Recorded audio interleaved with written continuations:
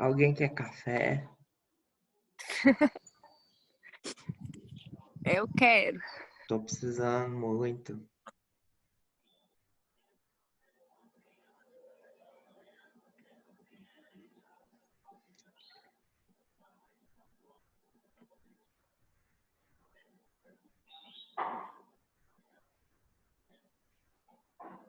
Medroso? O que é café medroso?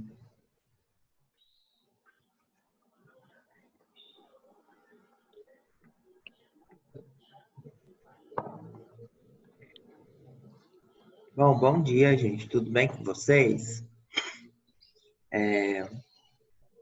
Vocês já acordaram?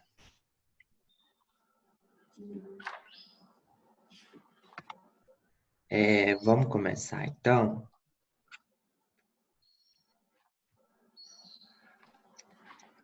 Seguinte, ó, vocês têm alguma dúvida sobre a plataforma?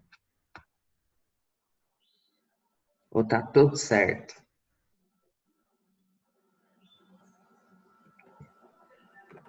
Tudo certo, gente?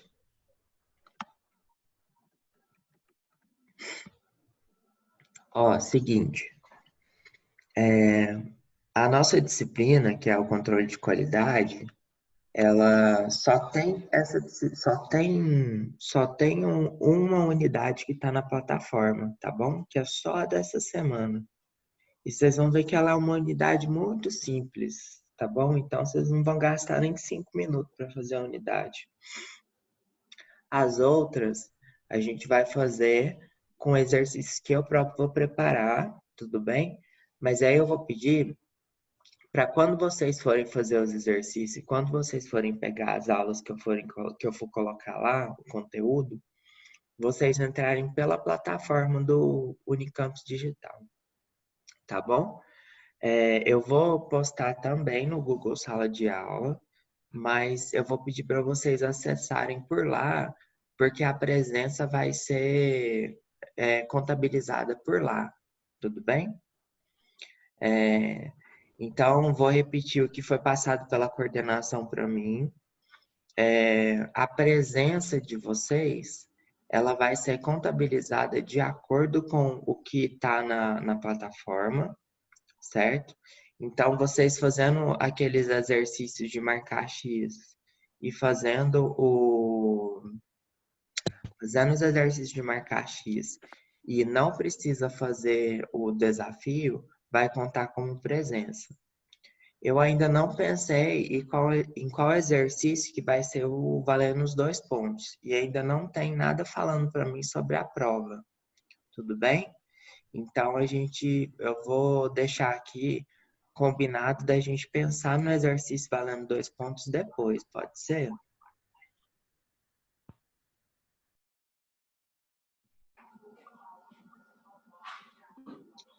Eu não entendi sua pergunta, Daniele.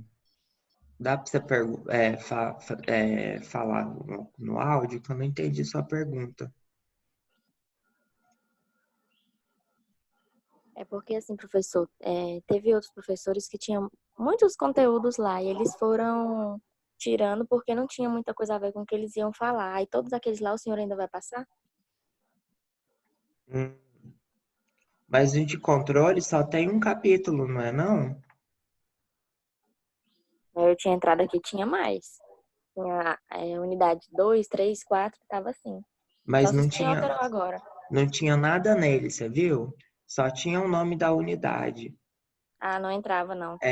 Não tem nada nele não, tá Ah, bom? tá. Não, porque Então teve os outros que ocultou. e, tá. Naquele lá só tem a unidade 1, que é o que nós vamos fazer hoje, e o resto tudo é o que vou ter que postar, porque não tem na plataforma, tá bom? Não, tá bom. Certo. Obrigada. Aí toda semana eu vou colocando para vocês, tá?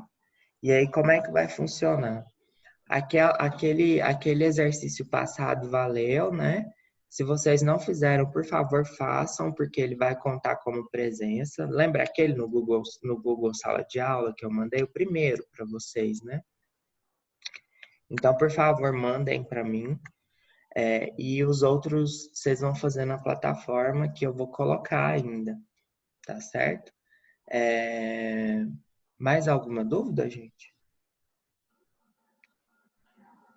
Tudo bem? Podemos começar, então? Sim? Então tá bom, vou começar. Ninguém falou nada. Olha só. O tema da aula de hoje é um tema que a gente já falou, né? Nas primeiras aulas lá, né? E aí nós vamos voltar aqui para vocês fazerem o exercíciozinho na plataforma. É um tema bem tranquilo, né? Que é, na verdade, a área de atuação do farmacêutico nas indústrias, né? Sendo que a principal é a indústria farmacêutica, né? Então a gente já falou quais são os principais pontos, né?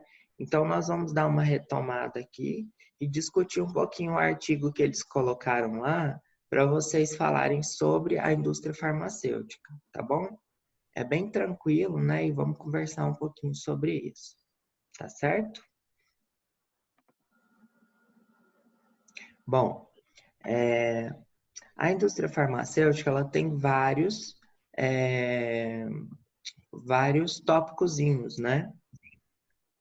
E dentro deles, né, nós podemos citar, né, o principal, no caso, para a nossa disciplina, né, que é... Só um momentinho, deixa eu pegar a caneta aqui. O principal, né, para nossa disciplina é o controle de qualidade, né? O que seria o controle de qualidade? Após a produção, né, feita lá no chão de fábrica, né, a produção através das operações unitárias, né, o controle de qualidade, tanto microbiológico quanto físico-químico, ele vai, né, avaliar a partir de farmacopeia, né, ou seja, a partir de um compêndio oficial, que no caso é a farmacopeia brasileira. Gente, por favor, desliga o áudio de todo mundo aí, quem tiver, para não dar eco aqui, por favor. Aí quando vocês forem fazer alguma pergunta, vocês tiram, acionam o áudio e me pergunta, por favor, tá bom?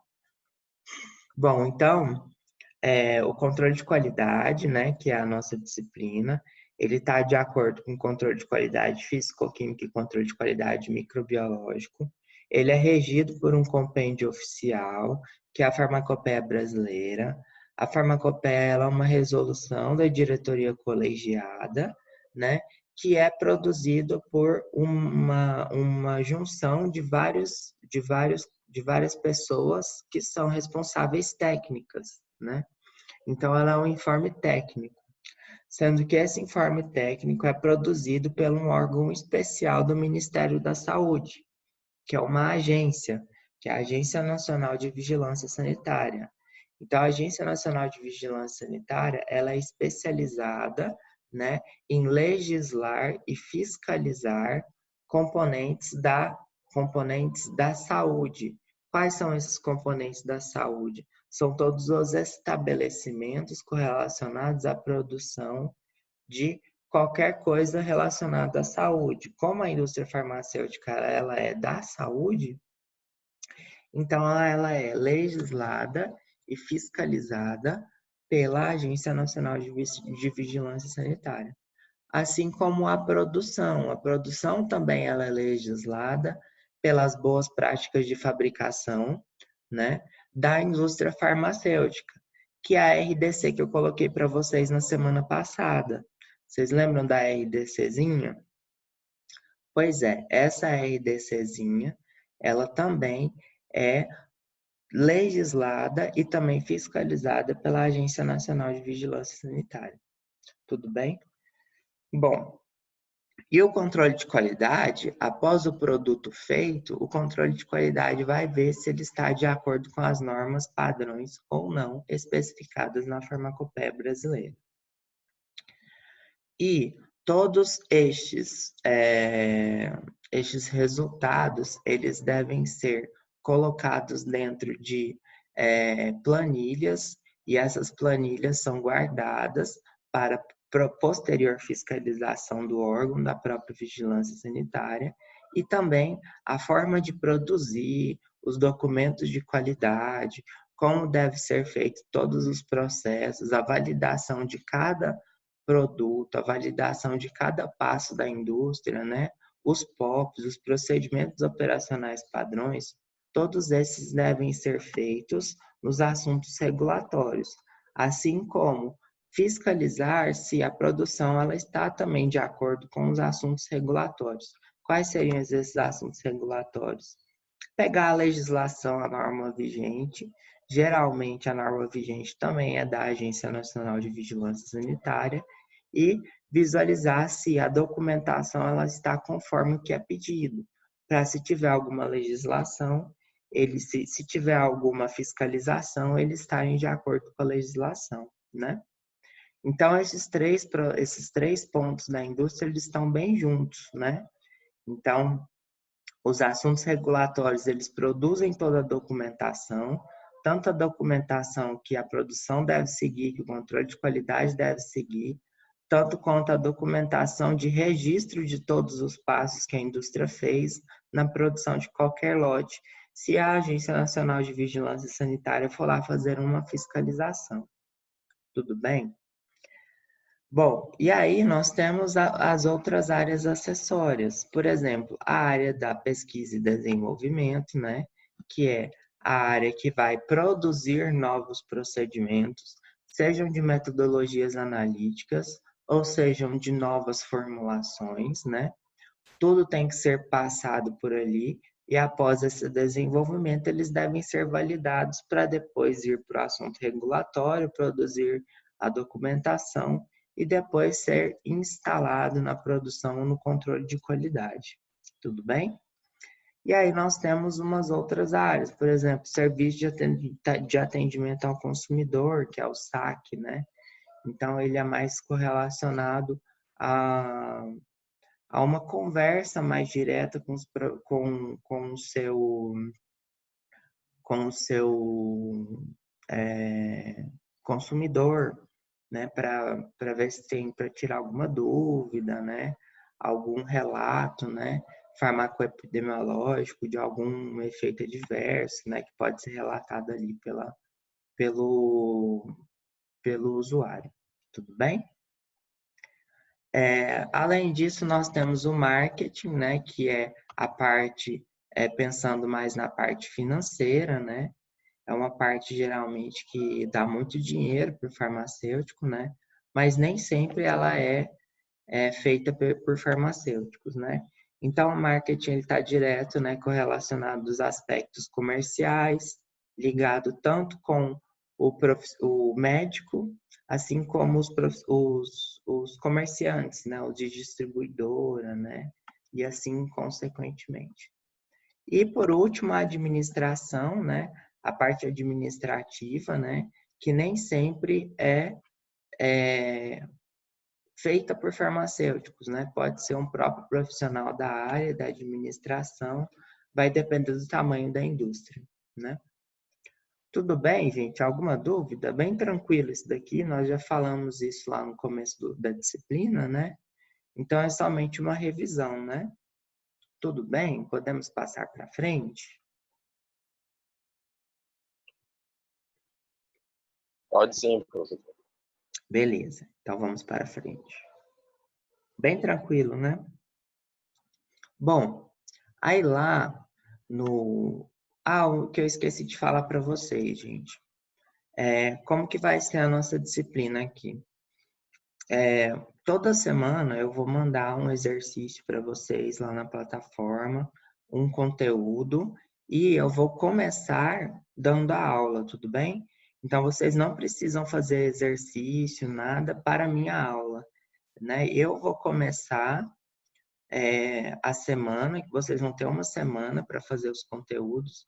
Eu vou começar a semana explicando o conteúdo para vocês. Aí só depois da minha aula, vocês vão ter até a próxima terça-feira da semana que vem para fazer o conteúdo.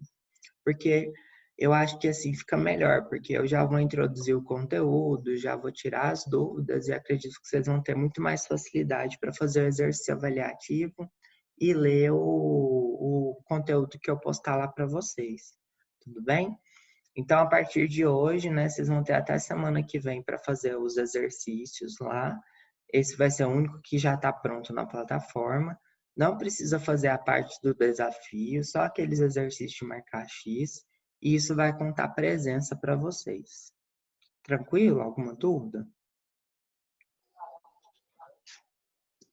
Tranquilo, né, gente? Tranquilo, de dúvida. Bom, olha só.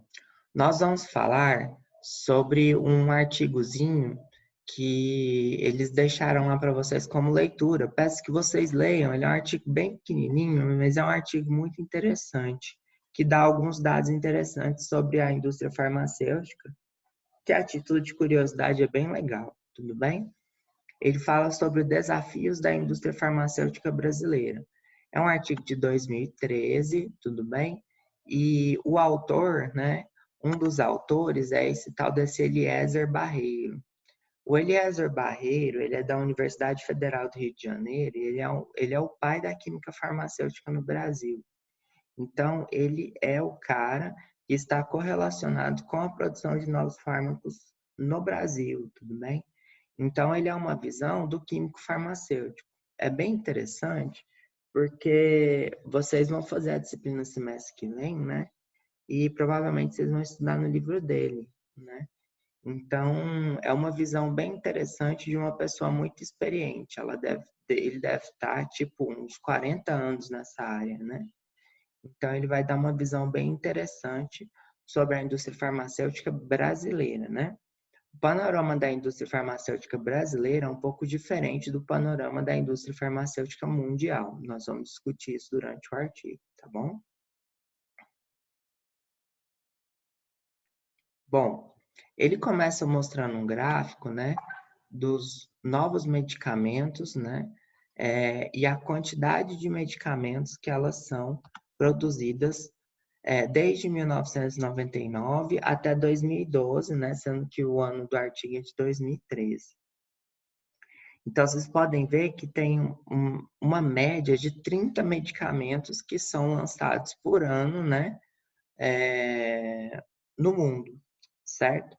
Sendo que hoje a média é essa, né? Eu estava lendo um artigo da revista Moléculas do ano passado, de 2019, acho que foram 38 fármacos, ou 48, uma coisa assim, lançados no ano de 2019. Então a média é essa, tudo bem? É uma média boa, tudo bem? Vista a dificuldade que tem de lançar um novo medicamento, né? A gente discutiu isso um pouquinho em sala de aula, né? Precisa de gastar muito dinheiro, precisa ter muita pessoa para avaliar, né? São vários processos toxicológicos que tem que ser passados in vitro para depois começar a fazer o teste in vivo, né?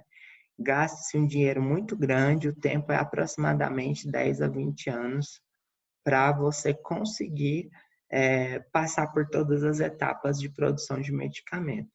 Então, gasta-se muito dinheiro para produzir um medicamento. E para gastar muito dinheiro, tem que ter um faturamento muito alto. Então, quem faz novos fármacos, né, são as grandes corporações, que não são as corporações brasileiras. As indústrias brasileiras são de médio e pequeno porte, tudo bem? Mas não quer dizer que elas não ganhem dinheiro, elas ganham muito dinheiro, mas o faturamento das indústrias farmacêuticas brasileiras, elas estão correlacionadas principalmente à produção de genéricos, né? Então, eles não produzem novos fármacos. Consequentemente, o faturamento em cima da produção é menor do que essas indústrias farmacêuticas que produzem novos fármacos, né? Então, elas gastam mais investindo, porém o faturamento dela é muito maior. Lembrando que quando o fármaco ele é novo e ele é patenteado, ele tem um tempo, né, de só ele ter o direito de produzir este medicamento. Então, a gente tem fármacos que têm um faturamento absurdo, tipo de 10 bilhões de dólares por ano. sendo que o gasto médio para fazer um medicamento, um fármaco, durante os 30 anos, é um gasto de US$ 1 bilhão. Então, ele ganha o que ele gastou em 10 anos, ele ganha, em 10, 20 anos, ele ganha o seu faturamento, ele mais ou menos 10 vezes mais do que ele gastou, ele já ganha em um ano de vendas, né? Se o medicamento for um blockbuster, ou seja, um medicamento que todo mundo quer comprar, tudo bem? Por exemplo, um dos fármacos que foi mais vendido de todos os tempos foi o Lipitor, a atorvastatina, né? Que é um deslipidêmico. Então, ele foi muito vendido, por quê? Porque era um medicamento que grande parte da população tinha problema, né? Então, muita gente hoje tem problema cardiovascular e ele foi um dos mais vendidos na época. Tudo bem? Então, é isso que a indústria farmacêutica busca. Novos fármacos, né? Porém, novos fármacos de preferência que doenças que pessoas ricas tenham, que têm poder aquisitivo para comprar e preferencialmente medicamentos inovadores, né? Com novas classes farmacológicas, com menos efeitos toxicológicos, né? Obviamente, né? Tudo bem, né, gente? Tranquilo, né? Bom, vou colocar alguns tópicozinhos do artigo, né? E depois vocês leem ele na íntegra, só para a gente puxar uma discussão.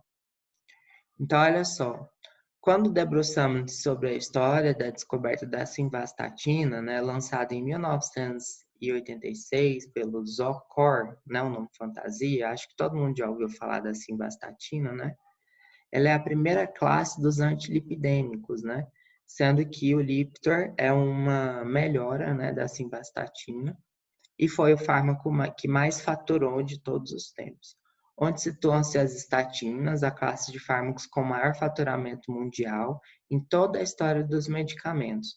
Podemos claramente identificar que, de um lado, a estratégia adotada pela Merck para sua descoberta fundamentou-se no conhecimento público baseado nas descobertas científicas originadas pela uma universidade, no caso a Universidade do Texas, dos Estados Unidos.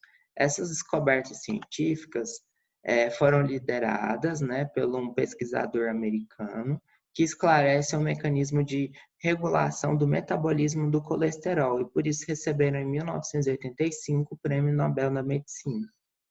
Olha só que interessante. O medicamento ele só foi produzido, né, o fármaco, a molécula, devido ao que a descoberta do alvo terapêutico. Qual que seria o alvo terapêutico? A rota metabólica do colesterol.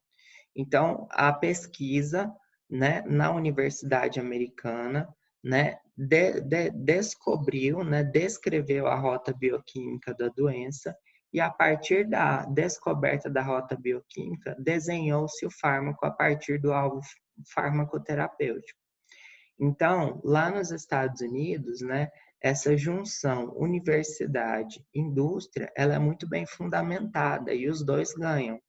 Esse é um grande erro que o Brasil tem. O Brasil ele não tem associação de pesquisa entre as indústrias e as universidades. E isso é muito bom tanto para a indústria, tanto para a universidade. Por quê? Porque gera dinheiro para as duas se tiver uma parceria. Porém, isso aqui no Brasil ainda não tem cultura de fazer esse tipo de associação. Na verdade, parece que há uma rivalidade, né, entre a indústria farmacêutica e as universidades, né? Tudo bem, né, gente?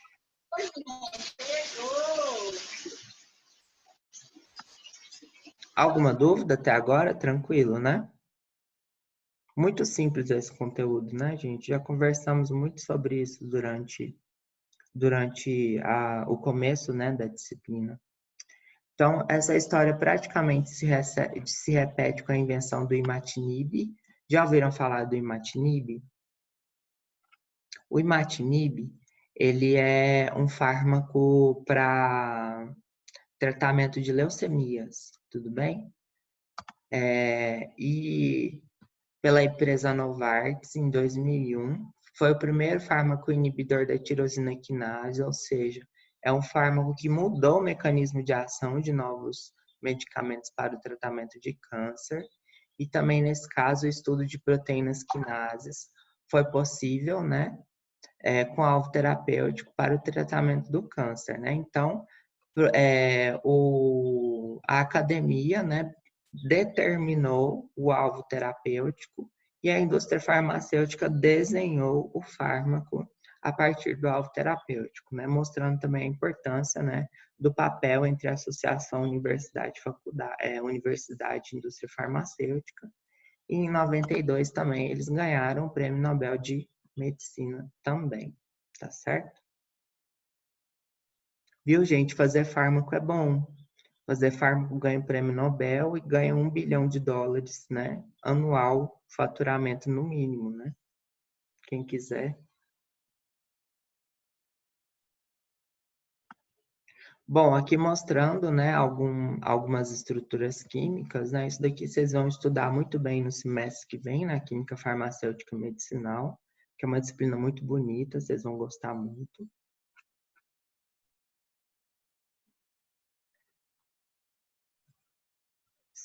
Certo? E, bom, agora falando um pouquinho do mercado brasileiro, né? O Brasil será em 2015 o sexto maior mercado, né? Com certeza isso se alcançou, né? Hoje a gente está em 2020. O Brasil será em 2015 o sexto maior mercado consumidor de medicamentos, sendo estimado, né, 54 bilhões, né? E em 2010 foram registrados, olha só, mais de 80 mil farmácias e drogarias, 7.500 farmácias de manipulação e 1.000 farmácias homeopáticas pelo Conselho Federal de Farmácia, né? E em 2012 teve uma cifra de quase 50 bilhões, né, de reais, sendo que a previsão de 2017 é permanecer no atual ritmo de crescimento e chegue a 100 bilhões. Né? Acredito que esse valor foi alcançado em 2017. Então, apesar daqui não produzir novos fármacos, né, a indústria farmacêutica aqui, né, tanto a comercial, né, da parte de farmácias, e tanto como a indústria, né, ela lucra muito. Circula um dinheiro muito grande dentro dessa área nossa, né, da área farmacêutica. Tudo bem, aqui só mostrando um gráfico, né, sobre as projeções. Aqui mostrando, né, os gastos anuais per capita em medicamentos, né, mostrando que o Brasil ele tem um gasto muito alto, né, mas ainda ele não chega perto dos Estados Unidos e do Japão, que são os maiores consumidores, né, de medicamentos, né, e também os maiores produtores, né, principalmente de moléculas novas. E o da direita aqui mostrando a concentração do setor de farmácias, né, as maiores redes. O Brasil, em 2012, né, 30% do mercado era das grandes redes, né? Eu acho que hoje isso aumentou muito, né? Se a gente pensar dos 5 anos para cá, a gente vê um grande crescimento das grandes redes engolindo as pequenas drogarias, as pequenas farmácias, né? Então, acredito que hoje, em 2020, esse número aumentou expressivamente, né? A participação das grandes redes dentro do comércio de farmácias e de drogarias. Vocês concordam, gente?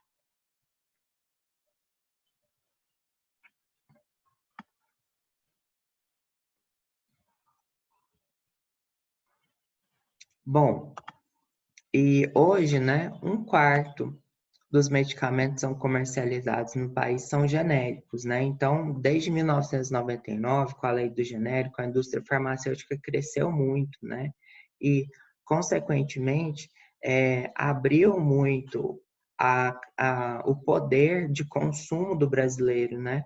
Sendo que as classes mais baixas financeiramente, elas estão conseguindo comprar os medicamentos, né? Então, isso é bem interessante, né? Porque facilitou a adquirir, né? As pessoas de classe mais baixa adquirirem um medicamento e também aumentou o mercado, né? Aumentando o mercado, as indústrias começaram a lucrar mais e se tornaram corporações maiores, né? Então, essa lei do genérico, ela foi muito importante, né, para o desenvolvimento da indústria farmacêutica e também do comércio farmacêutico em geral, né?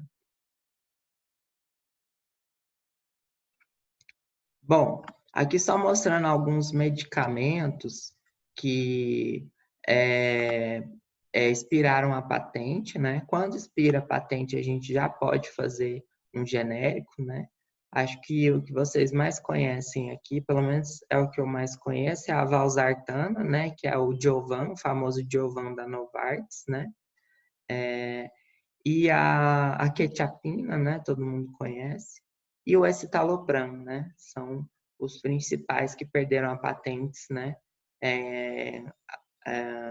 Agora em 2012, se eu não me engano. E hoje eles já são vendidos, né? Na forma ou de genéricos ou de similares, né? E a venda é muito alta, né?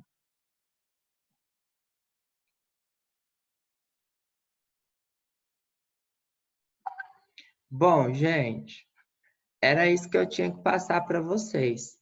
Vocês têm alguma dúvida? Tá tudo certo? Bem tranquilo o conteúdo, não é mais título de curiosidade mesmo, né? Certo? Então, o que eu vou pedir para vocês? Façam os exercícios, não precisa fazer o desafio, tá bom? Façam os exercícios para computar a presença de vocês. E depois vocês vão, por favor, se tiver alguma dúvida, falar comigo ou no chat, ou então falar no chat do WhatsApp ou no chat da faculdade mesmo, tá? Vocês não precisam fazer agora o exercício, agora, tudo bem? Para até semana que vem, mas não deixa acumular, tentem fazer, é tranquilo, rapidinho vocês fazem, tudo bem? Eu vou finalizar aqui a aula e qualquer dúvida que vocês tiverem, eu estou presente no chat ou então no Professor, Unicampus Digital. Diga. não tem como ocultar aqueles outras unidades lá na plataforma, não? Porque senão a gente não consegue pôr 100% o andamento da matéria. Ah, tá certo. Eu vou ocultar, tá bom? Mas quando ele vem para mim, ele vem por disciplina, por conteúdo, tá bom? Então, de qualquer forma, você vai. Tá alguém matando alguém aí. De qualquer forma, é por unidade, tá bom? Mas eu vou ocultar lá agora, tá bom? Tá bom, obrigada. Crislane, o que está no Google Class, o que está no Google Class é só o exercício da semana passada, tá bom? E eu coloquei a aula hoje, tá certo? Então não tem exercício lá não, só tem o exercício da semana passada. Aí aquele, por favor, façam para mim que aquele vai computar a presença da semana passada, tá bom? Tudo certo, gente? Mais alguma dúvida? Professor, como essas atividades vai valer só presença, se errar não tem nada não, né? Olha, eu acho que não, mas eu tenho que perguntar para a coordenação como é que é a computação dessa presença, porque eu não sei. Mas não preocupa com acertar ou errar, não, tá bom? Ambientaliza com a plataforma, eu acho que não tem problema. Mas eu não vou falar assim, não tem problema, porque eu não sei. Vou perguntar para a coordenação, tá bom? Certo? Certinho. Tudo bem, gente? Podemos ir então? Certo, podemos. Podemos? Então, É um ó, bom dia. uma ótima semana para vocês, tudo de bom, tá? E qualquer coisa eu tô aqui, tá? Um Você beijão para também. vocês. Tchau.